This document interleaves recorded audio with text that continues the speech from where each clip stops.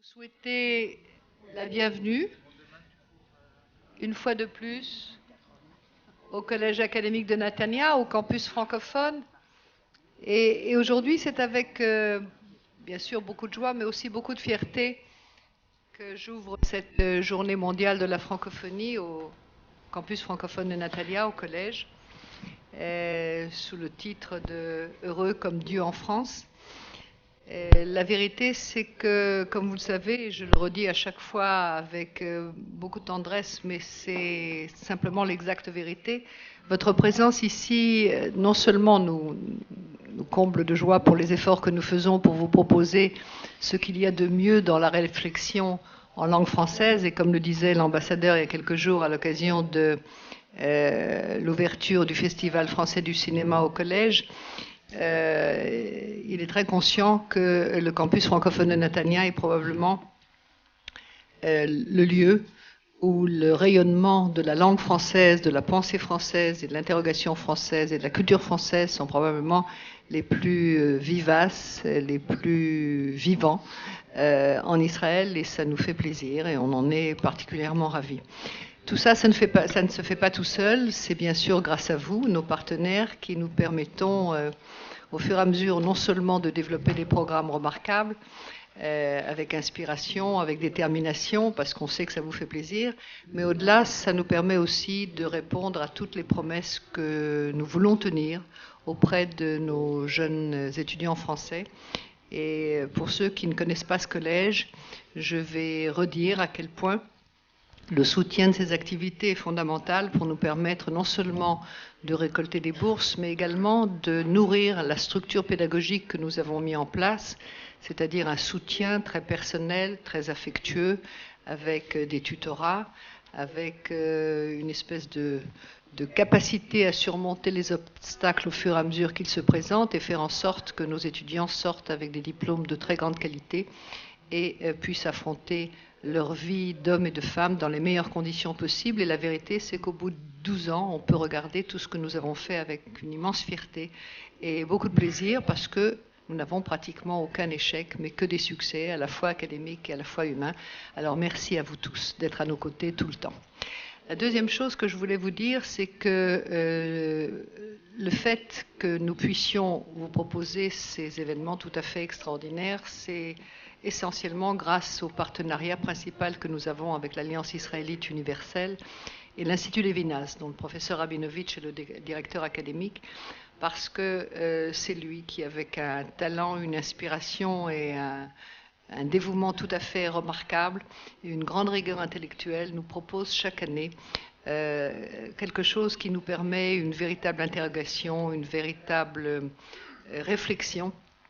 Et cette année encore, on va essayer de concilier l'inconciliable entre les hommes de foi, l'étude du Talmud, les sources bibliques et la pensée philosophique qui vont remettre à l'ordre du jour cette question toute simple, c'est être avec l'autrui, l'autre. Et ça ressemble exactement à ce que nous faisons ensemble et ça lui donne tout son sens. Et nous avons la joie d'avoir un très grand nombre d'intervenants de très grande qualité, quelques-uns très jeunes, quelques-uns encore plus jeunes. Et on va pouvoir se réjouir tout au long de la journée. Et c'est avec infiniment de plaisir que je salue le professeur Rabinovitch qui est à mes côtés sur la scène et le docteur Denis Charbit qui est notre référent francophone au campus francophone de Netanya, qui lui enseigne ici, à la fois en français et à la fois en hébreu. Et grâce à eux, tous les deux, nous avons concocté ce programme pour vous. Donc je vous souhaite une excellente journée. L'Institut français, qui est notre partenaire aussi, n'a pas pu être présent ce soir, simplement vous envoie plein de très très bons vœux pour que cette journée soit celle que nous attendons, c'est-à-dire passionnante, intéressante et différente. Monsieur Lévi Rubinstein étant à l'étranger pour la francophonie mondiale. Voilà, je vais maintenant demander à Gérard de bien vouloir développer les thèmes qu'il a concoctés pour nous. Merci et bonne journée.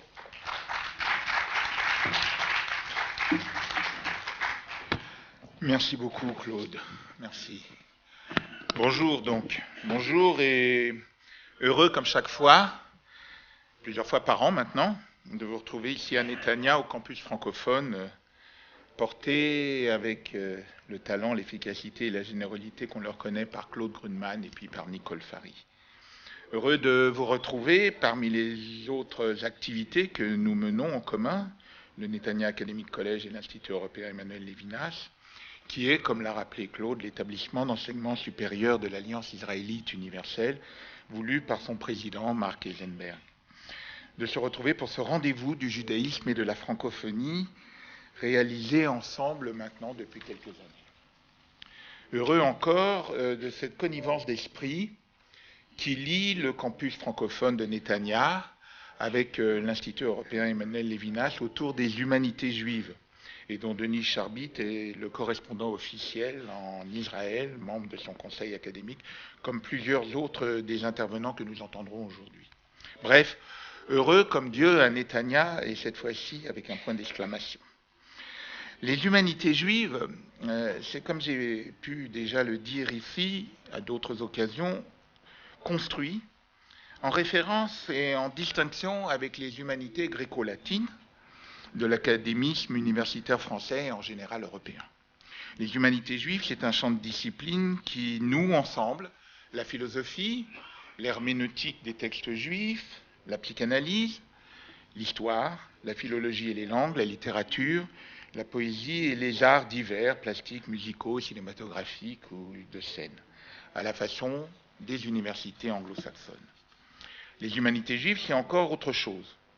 C'est une façon d'affirmer un judaïsme ni desséché et réifié dans un strict ritualisme et réduit seulement à cela, ni réduit aussi à une idéologie, et encore moins livré à ces sciences positivistes dont Gershon Scholem disait qu'elles avaient une odeur de cimetière, et dont Jacob Gordin, de son côté, dénonçait la tendance grotesque à l'impassibilité archéologique.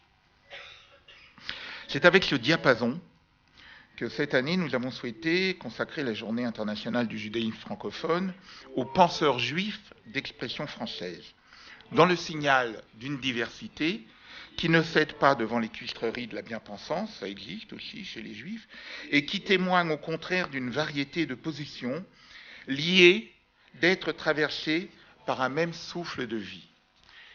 Il s'agit bien ici, à cette occasion, de donner un éclairage à ces auteurs de résidence et de langue française, auteurs trop souvent relégués derrière l'impérial prestige de leurs condisciples et contemporains de langue germanique, par exemple, car ils n'ont pas démérité. Et disons tout de suite, face aux reproches qui pourraient s'élever, qu'il en manque beaucoup, que cette seule journée ne pouvait évoquer en salutation. Dans le désordre de leur présence qui vient à l'esprit, citons Jacob Gordin, Henri Méchonic, Stéphane Moses, Jean Zaclade, Elie Benamozeg, Darmet Tester, Victor Bach, Joseph Salvador, Manes Perberg, Jean Starobinski, Charles Mopsy, qui nous a quittés, hélas, il y a peu de temps, Chaim Perelman, qui assura en Belgique la dernière chaire de rhétorique en Europe, et pourquoi pas Bernard Lazare, Arthur Koestler, et probablement Michel de Montaigne et Étienne de la Boétie, ne serait-ce que pour en agacer les dents de quelques-uns, qui aimeraient bien continuer à n'en rien savoir de leur consonance juive. Nous ferons en sorte que dans nos programmes à venir, sous une forme d'inscription ou d'une autre, tous ceux cités maintenant trouvent l'attention qu'ils méritent dans les enseignements de l'Institut européen Emmanuel Levinas, ici même avec nos amis du Netanya Academic College ou ailleurs en France et en Europe. Un éclairage donc, quoique partiel, mais pas seulement. Patrimonial pour la francophonie, mais au-delà du seul motif de faire signe de leur présence. On a pu parler génériquement à propos du timbre de leur pensée, tout du moins pour un nombre d'entre eux, de franco-judaïsme. Je ne vais pas m'appesantir sur ce syntagme à signifier et à définir. D'autres, plus compétents et plus érudits sur le sujet, le feront bien mieux que je ne saurais le faire. Je me contenterai donc d'en mentionner deux pistes, une politique et une linguistique. La politique, c'est évidemment l'impact de 1789 de la Révolution française, de ses premiers temps, sur les penseurs juifs demeurant dans la France rayonnante de son message anti-tyrannique. Il ne pouvait pas être insensible à l'universalisme et à l'humanisme de l'élan révolutionnaire français de la première période, et pas uniquement par une forme de reconnaissance de dette. La scène originelle de 1789, comme celle des Founding Fathers de 1776, des pères fondateurs des États-Unis, c'est celle de l'épopée mosaïque de l'Exode, de la sortie d'Égypte, comme scène originelle des pastorales du politique, en métaphore politique de la délivrance de la servitude et de la tyrannie. Elle ne raconte pas le passage au royaume du Messie, mais plus modestement, sérieusement et lucidement, celui de la sortie de l'esclavage en Égypte vers la réception d'une loi en tentative garante d'humanisation, pour une terre et un temps universel où les hommes puissent vivre dans leur dignité d'homme, ainsi que le rappelait Michael Walzer dans son essai « De l'exode à la liberté ». La Déclaration des droits de l'homme et du citoyen ne s'inscrit-elle pas dans le motif graphique de représentation des tables de la loi mosaïque? Nous en trouvons une belle illustration au musée Carnavalet, due au peintre et illustrateur Jean-Jacques François Le Barbier. Dans cet axe-là, il faudrait penser le franco-judaïsme non pas comme un compromis entre le judaïsme et l'esprit de 1789, mais comme une contribution juive, une vigilance juive discrète à l'esprit de 1789. Français, encore un effort pour sortir durablement d'Égypte, on pourrait se permettre de dire. Quant à la piste linguistique, c'est évidemment celle qu'indiquait William von Humboldt. Qu'une langue soit simplement un ensemble de signes conceptuels arbitraires ou passés, dans l'usage au gré du hasard, qu'un mot n'ait d'autre destination et force que de rappeler quelque objet existant hors de lui, dans la réalité, ou pensé dans l'esprit, voilà des opinions qu'on ne devrait plus s'attendre à rencontrer chez quiconque a un peu réfléchi à la nature des langues. On peut au contraire tenir pour généralement admis le fait que les diverses langues constituent les organes et modes de pensée et de ressentir propres aux nations, qu'un grand nombre d'objets ne peuvent être cités, créés, que par des mots qu'ils désignent et n'ont d'existence qu'à travers ces mots. Le franco-judaïsme n'est pas une symbiose, comme on a pu dire un temps, du judaïsme allemand.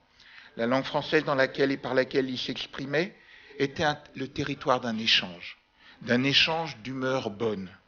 La langue n'a son lieu propre que dans les combinaisons du discours, bien au-delà de la grammaire et du lexique, dans la ligature des mots, dans les arrangements musicaux spontanés, quand la langue se love en elle-même, dans l'ourlet des phrases, dans le sombre de ses parenthèses et le nacré de ses voyelles, comme le dit si joliment Christian Bobin dans l'Enchantement simple et autres textes.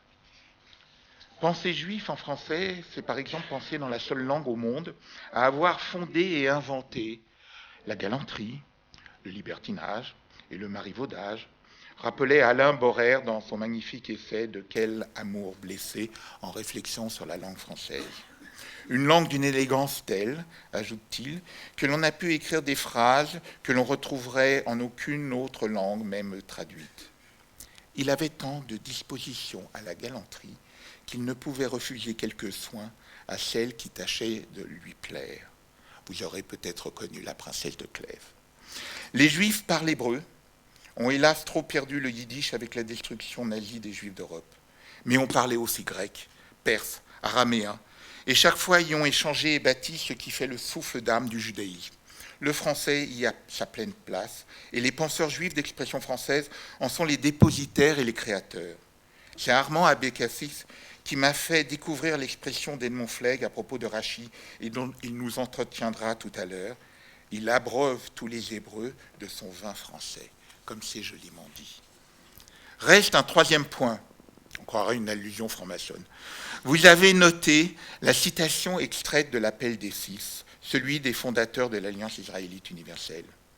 Si vous croyez que la plus ancienne et la plus sainte des religions spiritualistes doit garder sa place, remplir sa mission, proclamer son droit, manifester sa vitalité dans le grand mouvement d'idées toujours plus actif, dans la lutte des théories toujours plus ardentes des sociétés modernes, il faut aussi la compléter par cette sentence d'Abraham, dont Denis Charbit vous adressait la légende et évoquait le destin il n'y a pas si longtemps ici même, au cours du cycle que nous menons ensemble, le Netanya Academic College, son campus francophone, et l'Institut européen Emmanuel Lévinas. Je cite Abraham.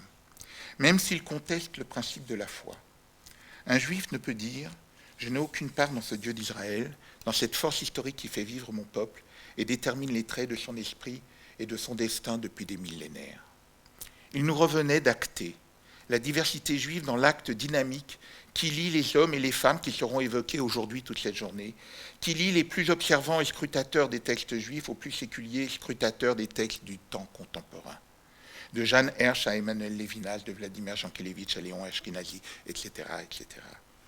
Tous ont en partage, selon une focale qui leur est propre à chacun, une même spiritualité qui s'ouvre en arborescence.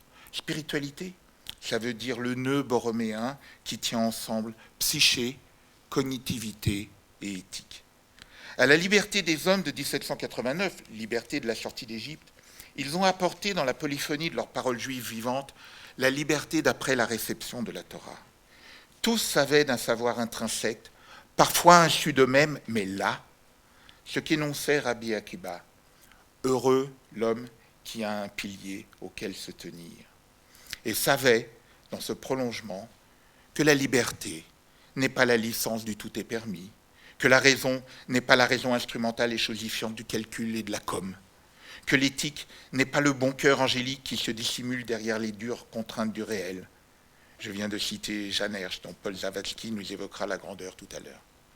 Ils peuvent alors, avec Emmanuel Levinas, consigner que tout ce qui ne peut être amené à une relation intrinsèque représente non pas la forme supérieure, mais à jamais primitive de la religion.